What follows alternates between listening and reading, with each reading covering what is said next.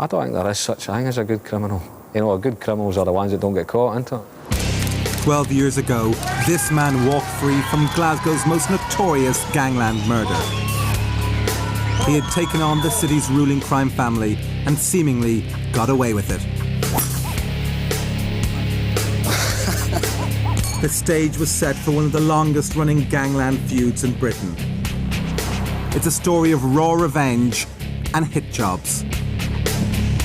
We have spent 6 months getting close to this man to uncover the fight to rule Britain's most murderous city, where only the ruthless survive. Yes! Fuck the coppers!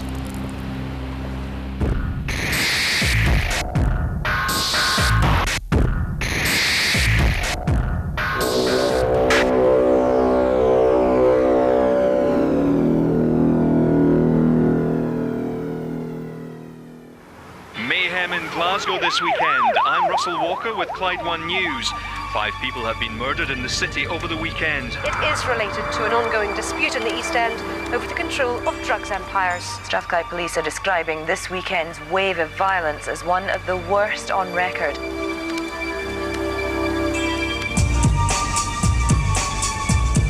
Glasgow's homicide rate is the highest in Western Europe, twice that of London and even greater than New York.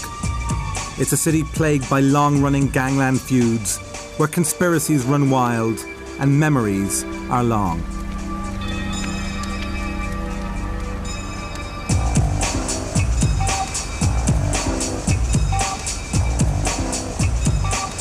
Through the eyes of a notorious crime mastermind, we reveal Glasgow's brutal underworld.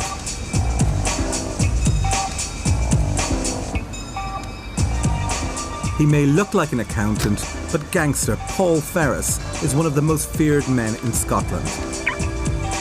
He has been a hitman, drug dealer and gunrunner, and has carried out shootings, stabbings, kneecappings and scalpings. People started calling you the robot because anything that I was ever asked to do, I went and done it. You're very efficient. I like to think it was efficient. I was being given orders as much as somebody would be given a shopping list to go and collect the shopping. You know, you treated it purely as business. So you kind of born into a kind of lifestyle where you completely disassociate emotionally from the crimes you do. Business, that's all it was. Just business? Just business. And the minute you pull the trigger, you Business. put that knife in. Business. Business. That's all Forgot it. How do you feel about being described as a kind of efficient operator, debt collector, enforcer, efficient killer? The emotional aspect of it is to achieve the goals in which people actually ask you to sit out and do it. There's a guy who had been stabbed in relation to threats that were alleged to have been made by him, that he was out to avenge something. And did you stab him? Yeah, I did, yeah. But it turned out the information was not accurate. That's something that I reflect back on and say that he was a casualty. The occasional blunder was an occupational hazard, but it only served to enhance Ferris's reputation. His violent exploits became legendary on the streets of Glasgow's East End.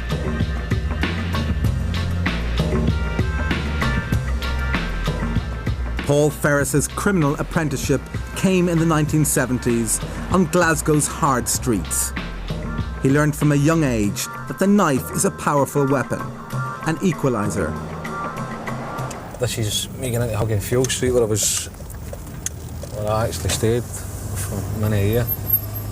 Number 19 over there, up the top. Was this a base for a lot of your activities? It nearly is, yeah. But I had to move because there's too much aggravation at my mum's house. So you were bringing trouble I was the bringing police I home was to your bringing mum? police to the door, and it was totally unacceptable. Now, your dad was in prison. What was he in prison for?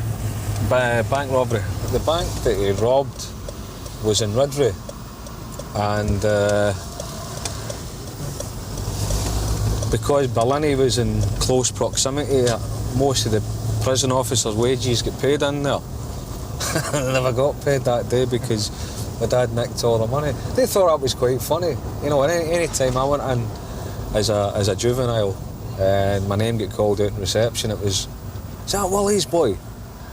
And then you get the older screws coming in going, I remember your fucking dad, he stole our wages.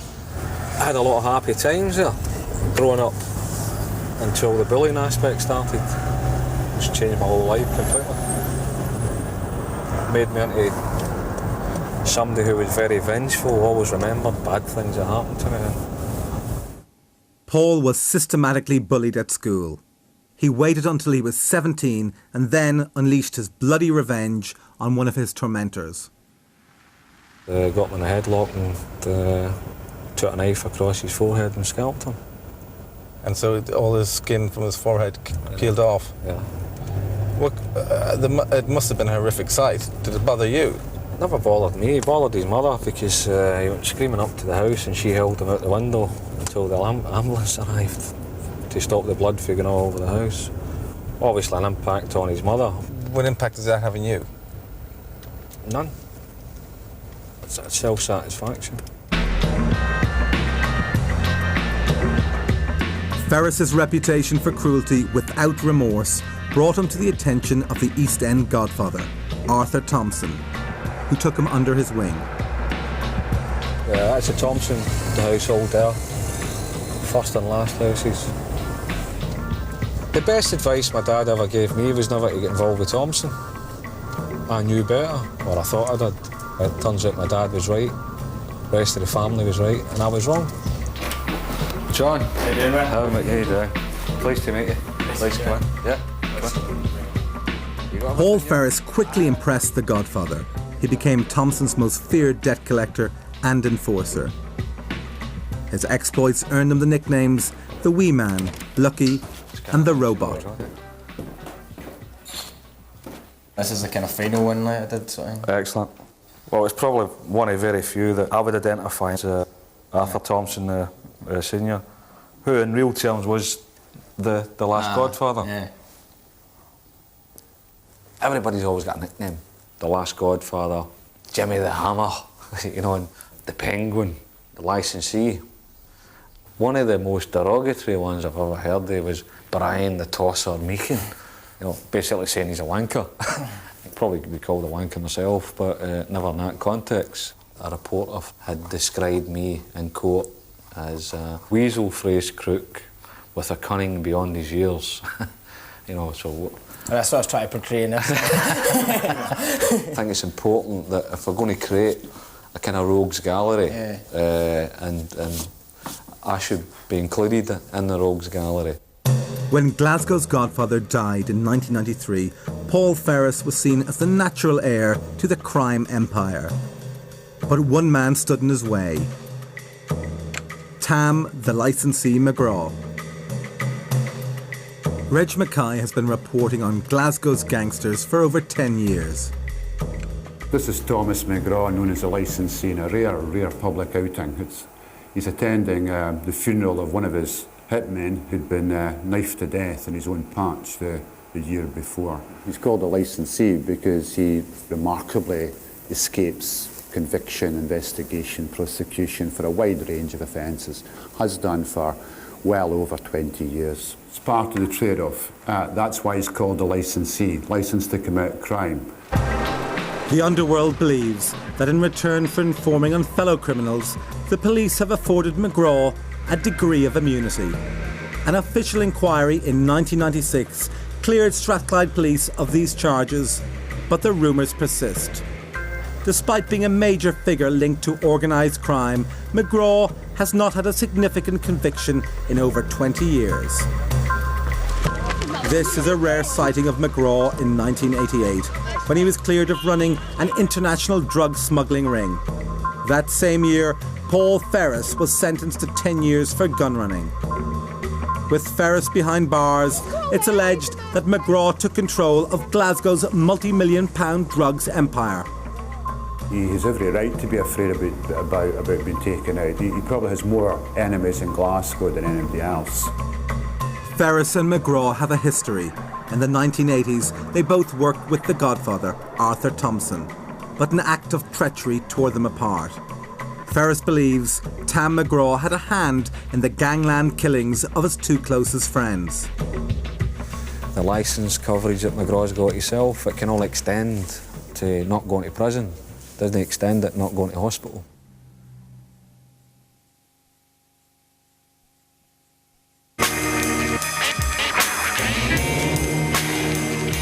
In January 2002, Paul Ferris, the heir apparent to Glasgow's East End crime empire, was released from prison for gun running.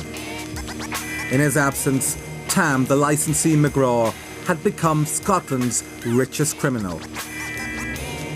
The stage was set for the two sworn enemies to go face to face, Ferris versus McGraw.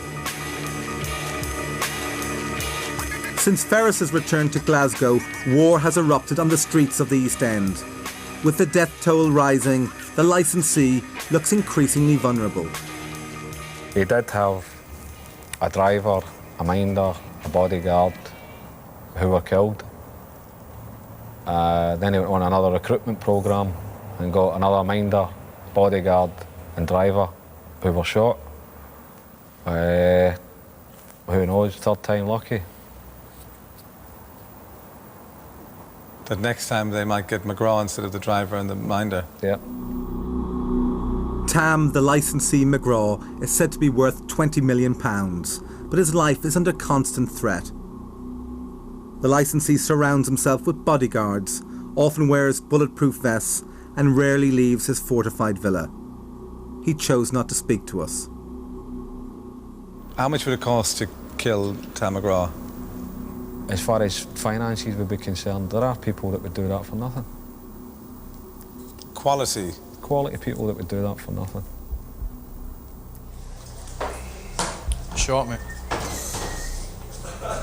Over the last 2 years, Mark Clinton has been implicated in several murders of McGraw's henchmen.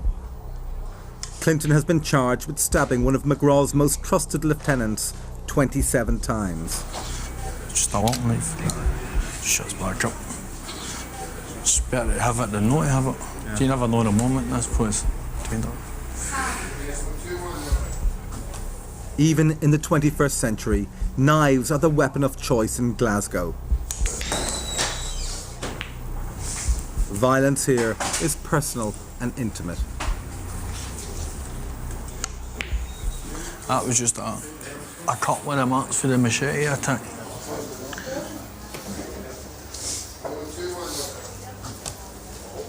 So how many of those wounds did you have? 15 or something like that. 15?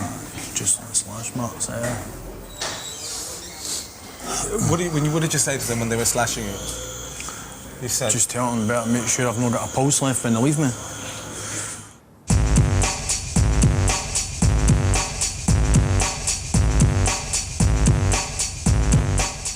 How many murders have the police called you in on? 4, maybe 5. Past 2 years. What's it like to stab a man?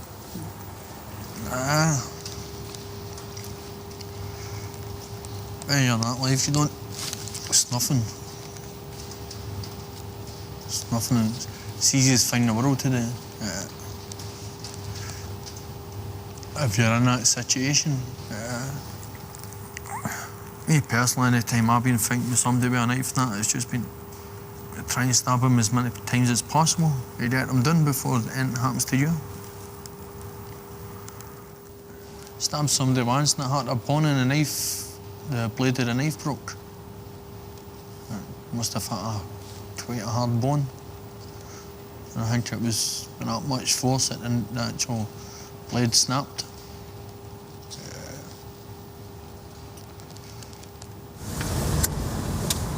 On the 24th of September 2002, the first of McGraw's henchmen was fatally stabbed. Sheelan Bar.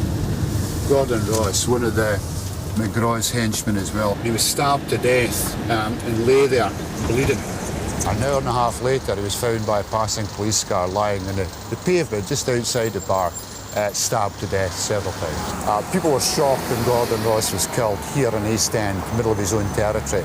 To be taken out in this way, right here in one of his locals, yeah, I think the licensee would have been very, very worried at that point and wondered what the hell was going to happen next. This is Billy McPhee. Billy McPhee was an other henchman, hitman for McGraw. close associate of Gordon Ross. The two of them carried out many, many jobs together. How many murders would this man be responsible for? He's never been convicted of murder, but to my information, he's seen off at least 6 people, usually with a knife. Some months earlier, McPhee had been shot in the face in one of his regular haunts, and this was his first time out from that injury, serious injury to his jaw. He felt quite vulnerable, I So an guess. attempt had already been made in his life? Yeah, if the gun had been of a higher calibre, he'd have been dead. McPhee had been told at that funeral that he was next. And when you see McPhee, I mean, it's a picture of a dead man walking. Billy the Iceman McPhee had a reputation as a brutal hitman and major drug dealer. In 1998, McGraw and McPhee both walked free from court where they faced drugs charges. He was believed to be one of the licensee's most trusted associates. This is where Billy McPhee met his end. Shortly after the funeral of Gordon Ross, he decided to take in a Rangers game and a rugby match. He survived the Rangers match, he didn't survive the rugby match, unfortunately. This is the Middle East territory. He felt safe, he felt secure, he was relaxed, and all of a sudden, individual with his head covered walks into pub, straight up to Billy McPhee, and stabbed him in what can only be described as a bloody frenzy. Stab wounds went to his neck, his head, his legs, his arms, his arse, his genitals. 27 wounds. Horrible, bloody murder.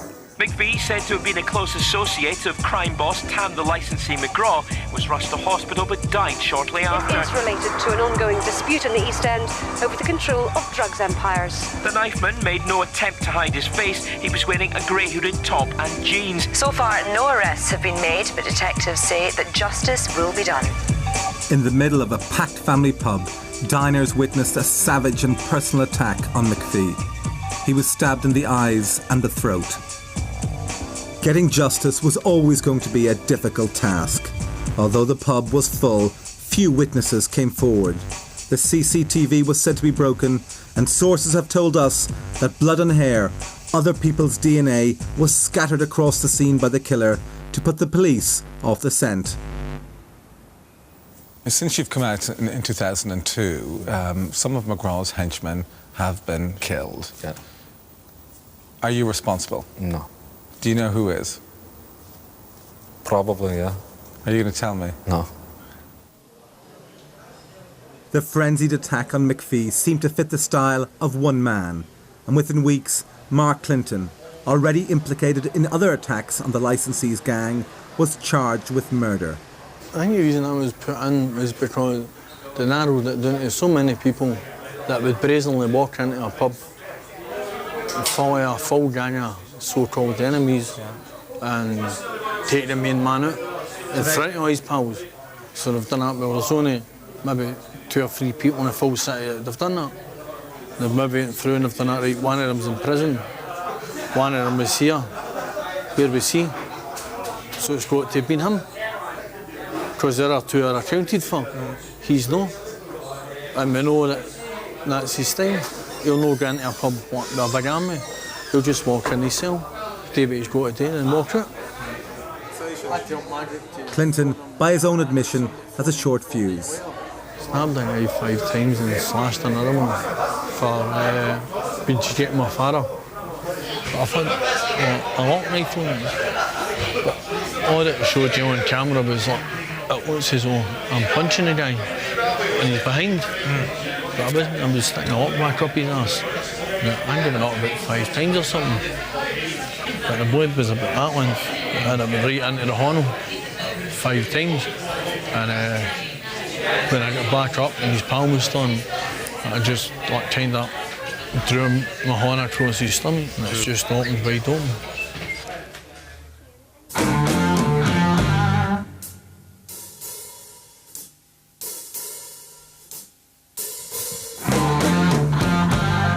Walking down the street, minding my own affair. Mark Clinton's trial started a year after McPhee's death. If found guilty, Clinton would be facing life behind bars. The cops took me to a little room where the bright light shines. Under cross-examination, the eyewitnesses' evidence crumbled. With no conclusive forensics, the case collapsed. Mark Clinton was unexpectedly free. 14 months of police harassment for nothing. Convicted me of murder. And they knew that wasn't me. Try to convict me of murder. Yes! Fuck the coppers!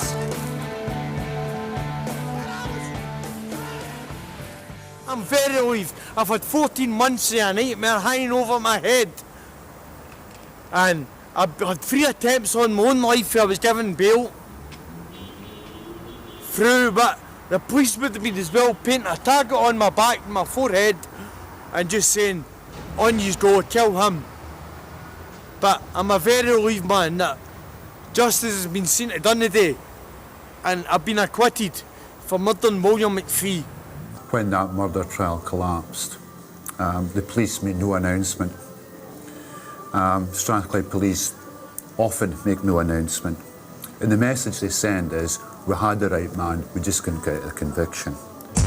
It's impossible to prove, but Mark Clinton claims that Tam, the licensee McGraw, approached him outside the High Court and made him an unbelievable offer.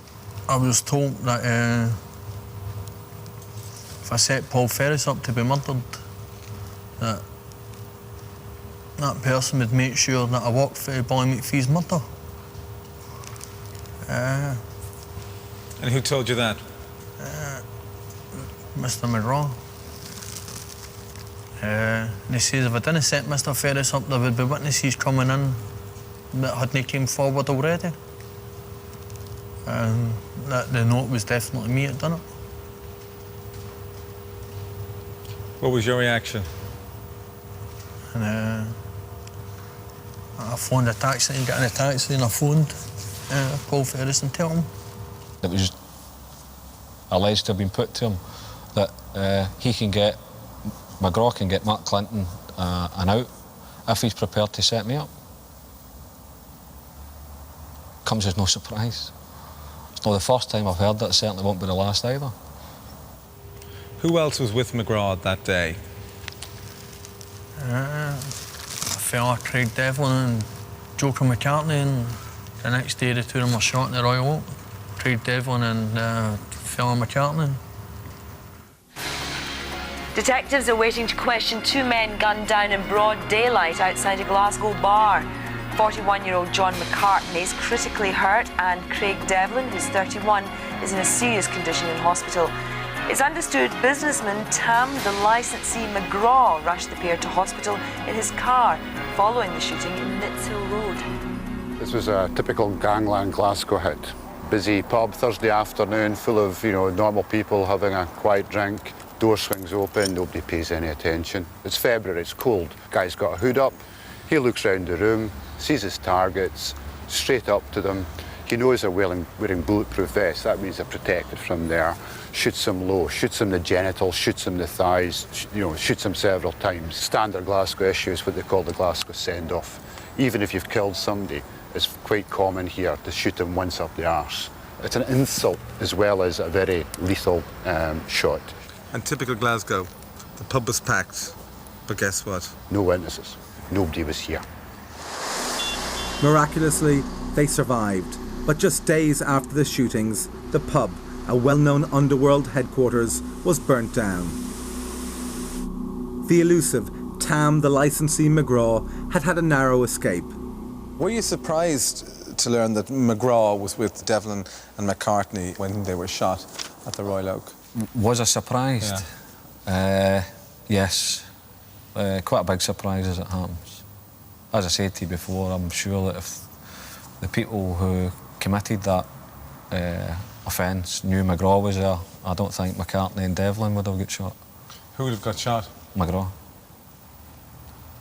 And but McGraw was at the toilet at the time. I don't know. I heard that he took a 9.9 dive under the pool table. Whether that's true or not is another matter.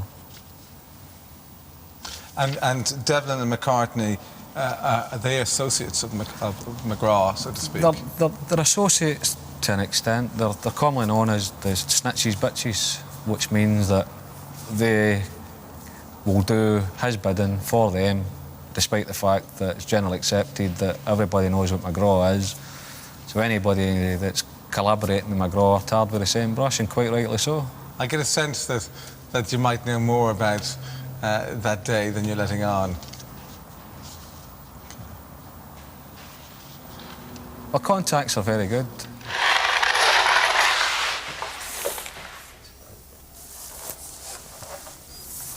I think the police would probably like the public to perceive me as some gangland villain that's got money or that, but if I'm not a gangland villain that's got money, I fucking wouldn't be sitting trying to paint main house and straighten the wallpaper.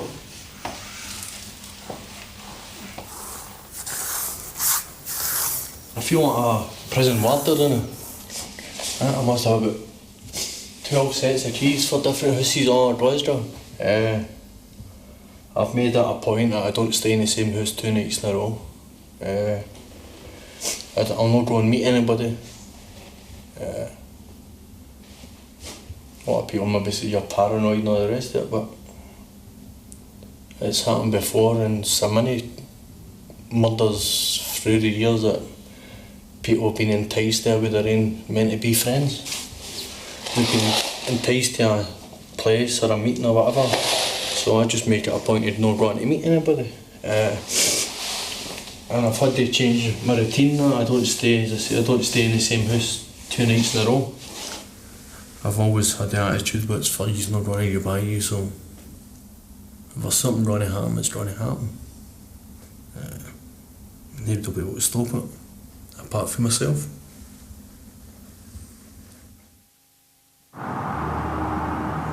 By the mid-80s, Paul Ferris had become one of the most feared hitmen in Scotland. He was working for Glasgow's ruling crime boss. Arthur Thompson and his son had grown rich on the heroin trade. I travelled on this road 20 years ago when I was on the run for several attempted murders.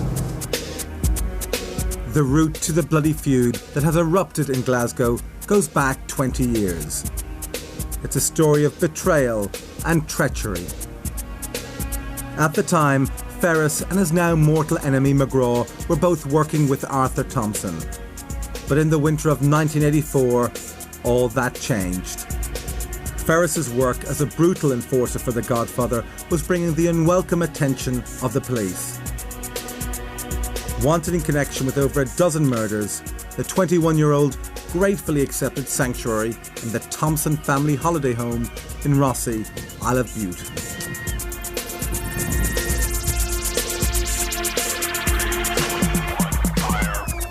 That evening, as Ferris and his heavily pregnant wife settled in, police helicopters were flying up the Clyde towards them. Ferris believes that Arthur Thompson's son, Fat Boy, had set him up.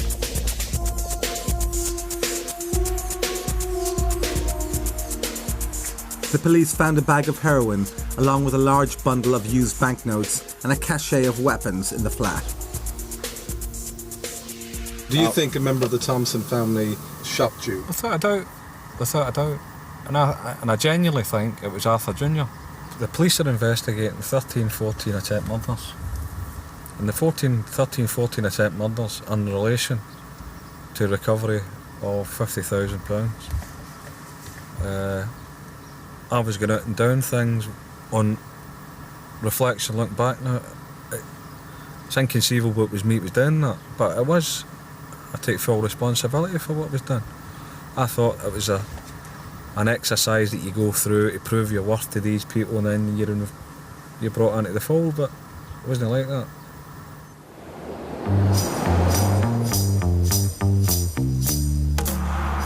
Ferris never worked for the Thompsons again. 5 years later, an attempt was made on the Godfather's life. He told the police that Paul Ferris had repeatedly tried to run him over.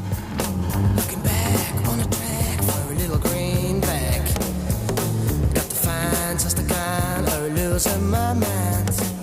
A year later, Arthur Fatboy Thompson, the Godfather's son, out on weekend release from prison, was at the gang's headquarters, the Provan Mill Inn, brandishing a hit list. Arthur Thompson Jr. Was near enough finished his sentence. His then wife picked him up, and instead of going back to the house, which you would probably miss sexual relationships with your wife, he decided that he was heading into the city centre to buy a shoulder holster and powder, gunpowder, to make up a whole series of bullets. I believe that he bought that and then was in the Provan Mill Inn bragging about this list. It was like a hear ye declaration on this is his hit list. I was fourth on the list. There was about 12, I don't know. He's obviously playing up to the Gangster Chronicles. How soon after his declaration of the hit list, which you were on, did he get killed? What, 4 hours? 4 hours. The first bullet caught Fatboy on the cheek. The second smashed into his ribs, puncturing a lung. The third pierced his anus. It was the ultimate insult to the Godfather. Ferris was charged with the attempted murder of Thompson Sr. and the murder of his son, Fatboy.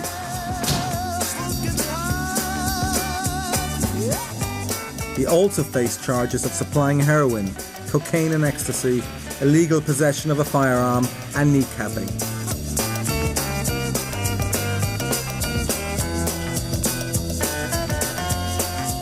Thompson Sr. sought to avenge his son's death.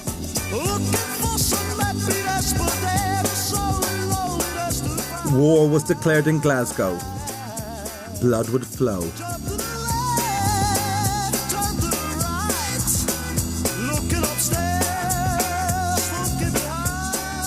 Retribution was duly delivered on the day of Fatboy's funeral.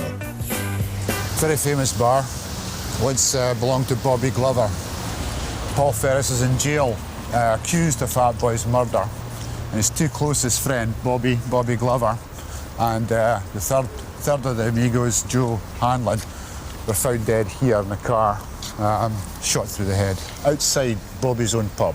Big insult, big insult. But worse than that was that very day, Fatboy's funeral cortege would pass by where the bodies had been dumped. They were very close friends of mine. There was a lot of speculation flying about that because I'd been involved in the murder of Fatboy Thompson, they must have been involved in the murder of Fatboy Thompson. If you wanted to hurt Paul Ferris at that time in 1991, one easy way to do it would be to hurt his two very, very close friends. They weren't just business associates, they were tight, they were very, very close. And they buddies. weren't just hurt, they were executed. It was a definite execution, it wasn't even a hit. They had been taken by force, put in a situation and summarily executed, bullets through the head. Ferris believes McGraw was behind the death of his friends. Despite no concrete evidence, it's widely rumoured that McGraw arranged for the corpses to be laid out in a Glasgow pub for Thompson Sr. to view before they were dumped in a car. It was a symbolic killing. The murders of Bobby and Joe have never been solved and never will be solved. But it's well known that Thomas McGraw had a hand in it, seemingly to try and buy a favour with Thompson, the Godfather. At the time, Paul Ferris and Bobby and Joe were deemed to be the up-and-coming chiefs. They were going to take over. All very capable in their different ways. And have the deaths of Glover and Hanlon been avenged? Time is a great source of vengeance, isn't it? In the sense that loads of folk involved have since met tragic ends, but they're involved in organised crime anyway, and it's a chance all of these guys take. Till the end of time. Arthur Thompson never recovered from his son's murder and 18 months later died of a fatal heart attack. Long as there's a spring of bird to sing, I'll go on. The funeral of Glasgow's last Godfather was attended by gangsters from all over the UK.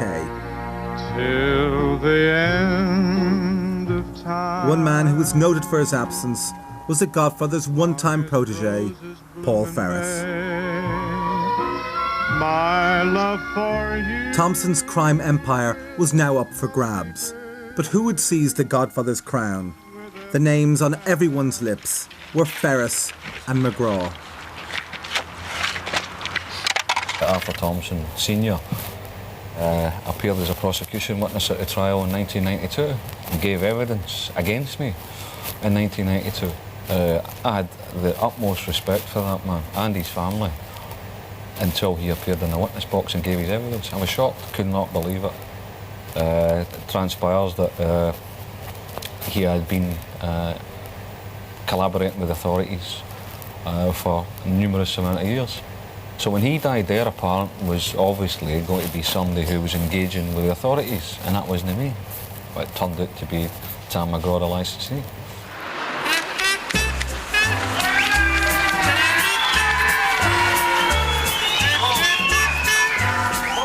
Cleared of the murder of the Godfather's son, Ferris would become a legend in the underworld. The media nicknamed him Lucky. So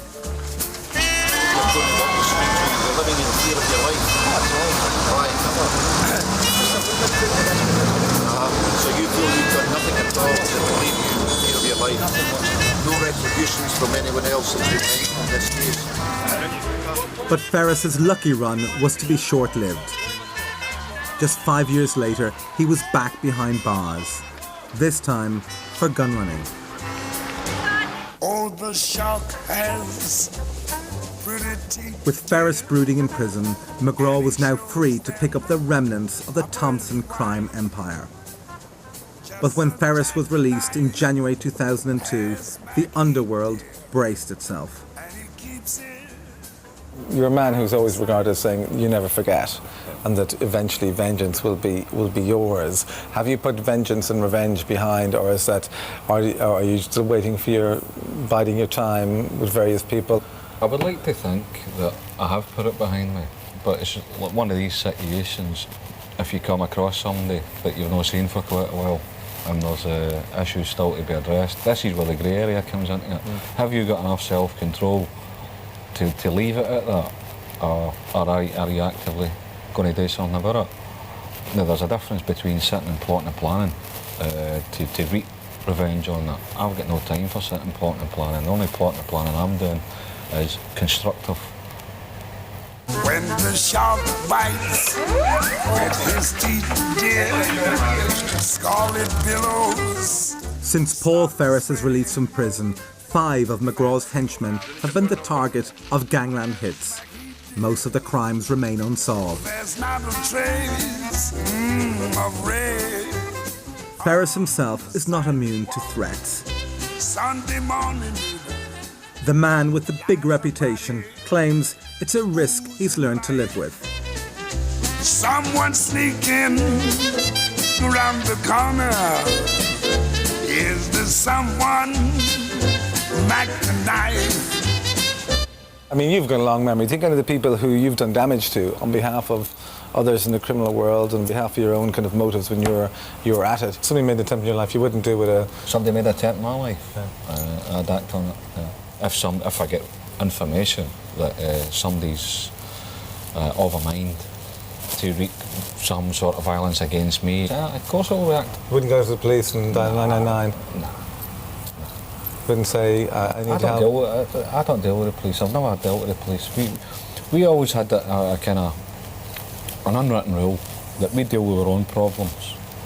We deal with the punishment aspect.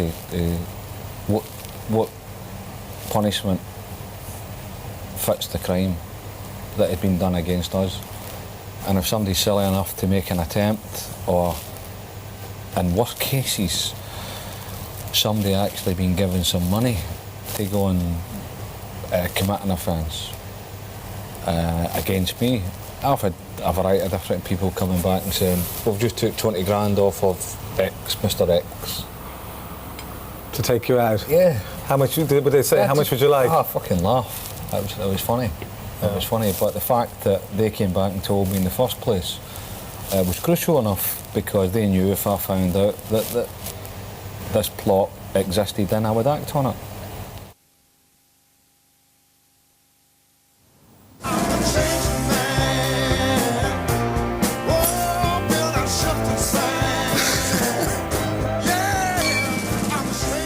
Paul Ferris is determined to stay out of jail and claims to have reinvented himself as a legitimate businessman. His chosen career, consultant for the private security industry, has raised many eyebrows. His reputation as Glasgow's most feared gangster appears to be an advantage in this line of work. Unconvinced by his career change, the police have maintained their surveillance on Paul Ferris. I've made a declaration when I was freed from prison. I was going straight. A lot of people were laughing and joking with regards to that. And have you gone straight, black and white straight, or have you gone straight grey? I don't think anybody can ever actually turn around and say they can go absolutely straight, because I've still got friends that are criminals, you know, and people who are absolutely straight don't ever have these sort of associates in mind. I would never give up that friendship. So, in a way, there is still a grey area, yeah. What do the police think you're up to at the moment? Do they think everything. what do they think? Everything. Everything.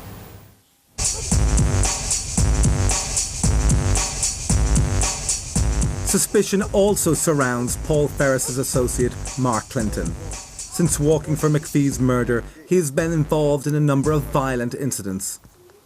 And now the police want to talk to him, this time about drugs. They're saying they found a substantial amount of drugs in my brother's and his wife's house, but they've not charged his wife or him. They're saying it was me, and it's not my house. I don't know how they can work that one out. I'm not a householder. I've no right keys for the house. So how can they tell right away that it's mine? Surely they must need to do tests for like DNA and all that. Are they after you then? Most definitely. The advice I've been given is to go. Are you going to take that advice? Definitely. As I said earlier on, I'm not going to be allowed to live in this city anyway. But this is just the icing on the cake. The proof in the pudding, more or less.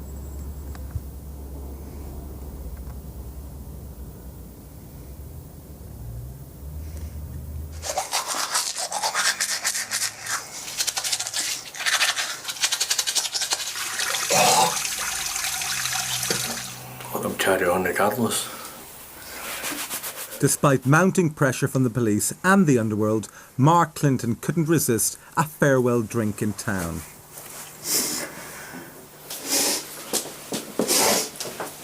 Just to not see you're setting up right now, Mark. I just got to meet some of my mates and get a cut of shandies.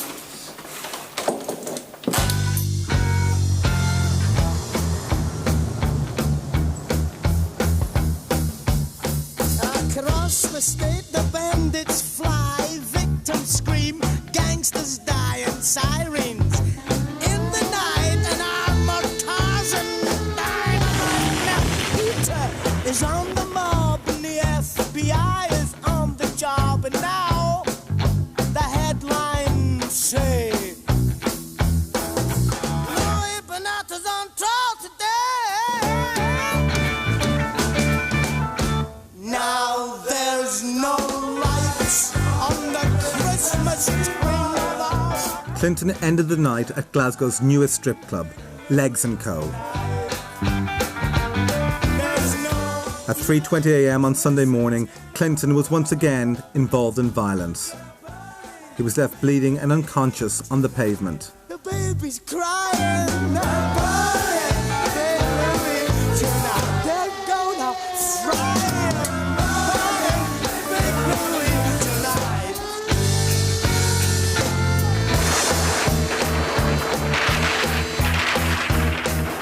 Clinton was rushed to casualty in an ambulance.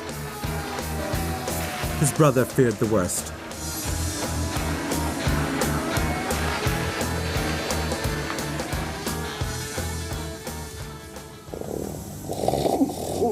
He was in a coma. Underneath that one.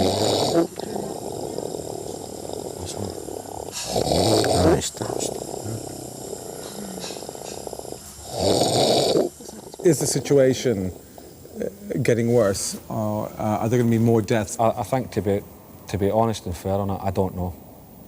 The indications aren't looking too clever. There are still probably a few old scores to get settled, and then those old scores, if they do get settled, there'll be other ones to settle. So it's a never-ending loop. Oh, Father.